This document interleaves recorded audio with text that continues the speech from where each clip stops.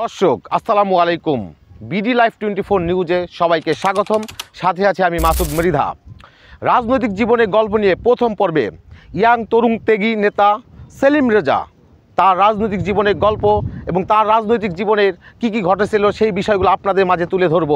কথা না বাড়িয়ে চলুন তার রাজনৈতিক জীবনের গল্প শুনি।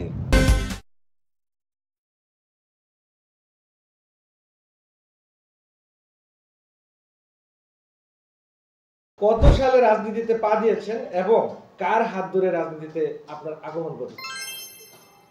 আসলে আমি ছোটোবেলা থেকেই তো জাতীয়তাবাদী আদর্শে বড় হয়েছি। সেখান থেকে আমি 2008 সালে যখন আমাদের প্রিয় নেতা বাবু গয়েশ্বরচন্দ্র রায় যখন সিদ্ধান্ত হইল যে কেরানীগঞ্জ থেকে নির্বাচন করবেন, তখন থেকে আমার রাজনীতিতে আসা। তখন সালটা ছিল 2008 সাল। সেই সময় থেকে সেই সময়ে চুনকুটিয়া গার্লস স্কুলে একটা বিএনপির জনসভা ছিল। সেই জনসভার প্রস্তুতি হিসাবে আমাদের প্রস্তুতি সভা ছিল। সেখানে সমস্ত কেরানীগঞ্জবাসীকে ডাকাইছিল। সেখান থেকে সিদ্ধান্ত হলো, আর সেদিন থেকে আমার রাজনীতিতে পথ চলা শুরু হয়েছিল। রাজনৈতিক প্ল্যাটফর্মে কোন সংগঠন দিয়ে আপনার শুরু করেছেন? আসলে তখন তো আমি স্টুডেন্ট ছিলাম, আর স্টুডেন্টরা অবশ্যই প্রথম ছাত্রদল দিয়ে রাজনীতি শুরু হয়েছিল। সেরকমই আমার ছাত্রদল দিয়ে আমার রাজনৈতিক জীবন শুরু হয়েছিল। আওয়ামী লীগের আমলে আপনি রাজনীতিতে আসার পর জনগণের জন্য কি কাজ করেছেন? আসলে রাজনীতিতে আসার পরে জনগণের জন্য তো কাজ করার অনেক চেষ্টা করছি, কাজ করেছিও। আমরা রাতের আধারে কাজ করেছি, যেগুলো অনেক সময় মিডিয়াতে আসতে পারে নাই, আসে নাই। কারণ মিডিয়াতে আসলে জনগণের জন্য পরবর্তীতে যেটা করতে পারি নাই, এর জন্য অনেক সময় মিডিয়াতে আসে নাই। রাতের আধারে মানুষের কাছে গিয়েছি, করোনাকালীন মানুষের সহযোগিতা করেছি। যেমন ধরেন সিলেটের বন্যাতে মানুষের সহযোগিতা করে চেষ্টা করেছি। আসলে বিভিন্নভাবে মানুষের পাশে থাকার জন্য সবসময় চেষ্টা করছি আর কি, কাজগুলো করার জন্য। আসলে আওয়ামী লীগের আমলে আমরা মানুষের কাছে এরকমভাবে যেতে পারি নাই, রাস্তায় বের হতে পারি নাই। সেই জন্য আমরা চেষ্টা করছি গোপনে মানুষের সহযোগিতা করার জন্য, পাশে থাকার জন্য। দীর্ঘ 17 বছর বিগত দিনে আপনারা আওয়ামী লীগের আমলে যে পিছনে আপনারা কি আপনার ভূমিকা ছিল, কারা নির্যাতিত, এক্সেট্রা অনেক কিছু, আপনার এই বিষয়ে যদি একটু বলতেন। আসলে দীর্ঘ 17টা বছর যারা বিএনপির সাথে জড়িত ছিল তারাই জানে তাদের ফ্যামিলি, তাদের জীবন কীভাবে কষ্টের কাটছে। আমার একটা কথা মনে আছে, হঠাৎ একদিন রাত্রে 2014 সালে নির্বাচনের পরে যখন স্বৈরা শাসক জনগণের উপর স্টিমুলার চালিয়ে দিয়েছিল, আমরা যারা জাতীয়তাবাদী আদর্শে রাজনীতি করতেছি, আমরা যারা দেশ রক্ষা, স্বাধীনতা রক্ষার জন্য যারা যুদ্ধ করতেছিলাম ফ্যাসিবাদের বিরুদ্ধে, তখন আমার বিরুদ্ধে মামলা হয়েছিল। সেই আমলে ফ্যাসিস্ট সরকার আমার বিরুদ্ধে মামলা করেছিল। সেই মামলার কারণেও আমাকে বাসায় থাকতে পারি নাই, ঘর ছাড়া থাকতে হয়েছে, ফ্যামিলির স্বজন ছাড়া থাকতে হয়েছে।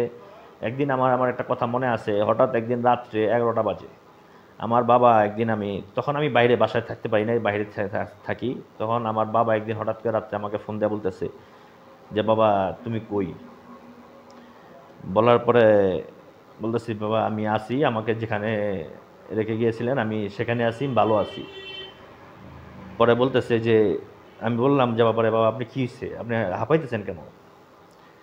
পরে হঠাৎ করে বাবা আমার বলতেছে যে, বাসায় পুলিশে রেড দিচ্ছে।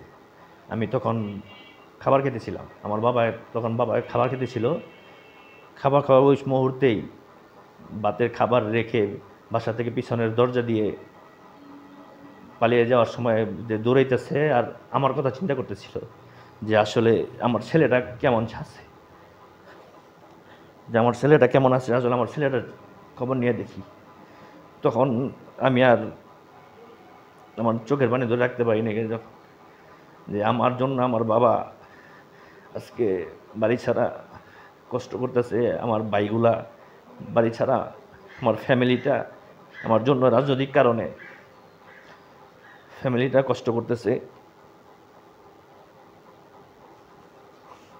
ওই সময়ের ভিতরে তারপরেও আমার বাবা কখনো বলে নাই যে আমাকে, যে বাবা তুই রাজনীতি করিস না, আমাদেরকে একটু বাঁচা, এই কথা কখনো বলে নাই।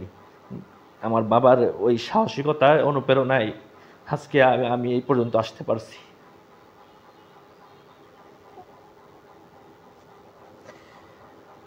তারপরও আমার বাসায় আরও কয়েকবার র্যাব, পুলিশ রেড দিয়েছিল। আমাকে না পেয়ে আমার ভাইকে 2020 সালে আমার ভাইকে ধরে নিয়ে গেছে। তখন কেরানীগঞ্জ থানায় ওসি ছিল মনির দারোগা। আমার ভাইকে রাস্তা থেকে উঠে নিয়ে গিয়ে 2 লক্ষ টাকা চাঁদা নিয়েছিল, যাদের বিনিময়ে পরে 2 দিন হাজতে আটকে রেখে তাকে ছাড়ছিল।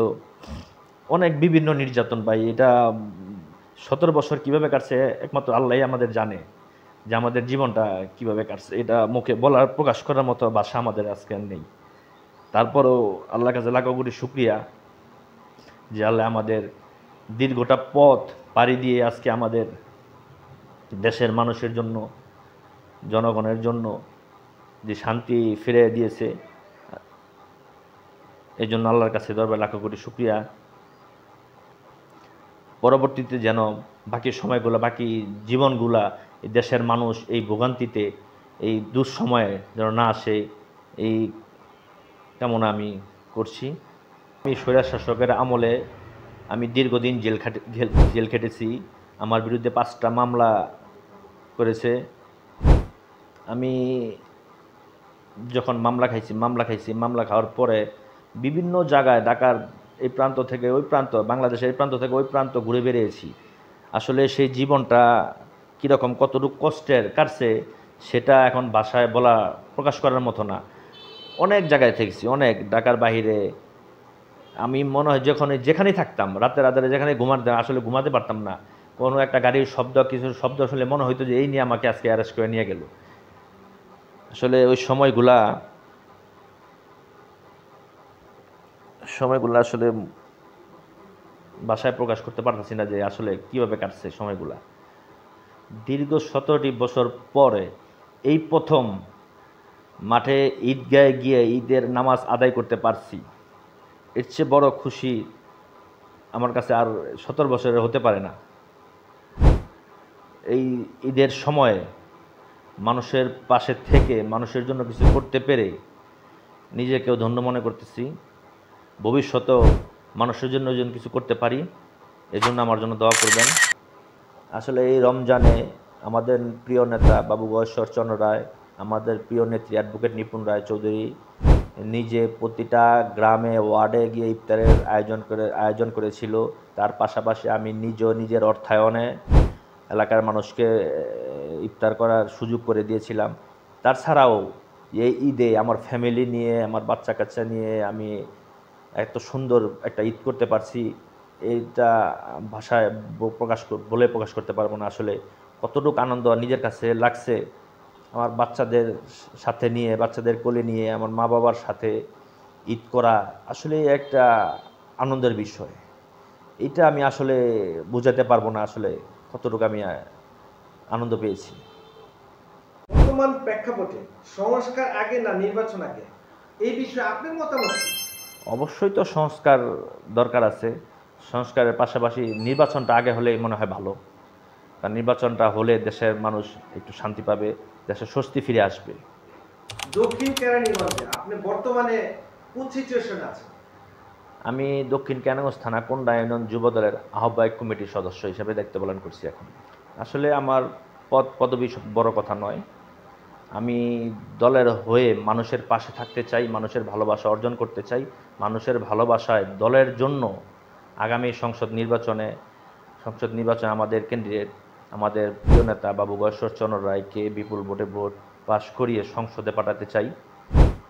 এই প্রত্যাশা নিয়েই আমরা আগামীতে কাজ করতে চাই। আমরা জাতীয়তাবাদী আদর্শে বিশ্বাস করি, রাজনীতি করি, তারা আসলে পদের চিন্তা করি না। উপর থেকে আমাদের নেত্রী অ্যাডভোকেট নিপুণ রায় চৌধুরী যেভাবে আমাদেরকে দিক নির্দেশনা দিবে, সেভাবে আমরা কাজ করে যাবো ইনশাল্লাহ। কোন্ডা ইউনিয়নবাসী আপনাকে চাচ্ছে, তাদের পাশে কি আপনি থাকবেন ভবিষ্যতে? অবশ্যই। কোন্ডা ইউনিয়ন আইনতা গ্রামে আমার জন্ম, কোন্ডা ইউনিয়নবাসীর পাশে থাকবো, তাদের সুদিনে দুর্দিনে ছিলাম, আছি এবং ভবিষ্যতেও থাকব। আমি মধ্যবিত্ত ঘরের ফ্যামিলির ছেলে, আমার বাবা একটা ব্যবসায়ী, আমার বাবাও মানুষের জন্য যথেষ্ট করার চেষ্টা করে। আমিও চাই আমি মানুষের পাশে থেকে মানুষের জন্য কিছু করার চেষ্টা করব ইনশাল্লাহ। আগেও করেছি, এখনও করব। জনগণের জন্য আমার নিজের জীবন বিলিয়ে দিব। কোন্ডা ইউনিয়নবাসীর কাছে আমার একটাই বার্তা, আমি ছাত্রদল থেকে রাজনীতিতে আসছি, এখন আমি যুবদলের একটা দায়িত্বে আছি। আমার যুবদলের নেতা মাসুদ আলম স্বাধীন ভাই দক্ষিণ কেরানীগঞ্জ থানা যুবদলের আহ্বায়ক, তার দিক নির্দেশনায় আমরা কাজ করছি। পরিশেষে আমার একটাই বার্তা, অ্যাডভোকেট নিপুণ রায়চৌধুরীর নেতৃত্বে আগামীতে জাতীয় সংসদ নির্বাচনে আমাদের প্রিয় নেতা বাবু বৎসরচন্দ্র রায়কে বিপুল ভোটে জয়যুক্ত করে আমরা সংসদে পাঠিয়ে ঘরে ফিরব ইনশাআল্লাহ।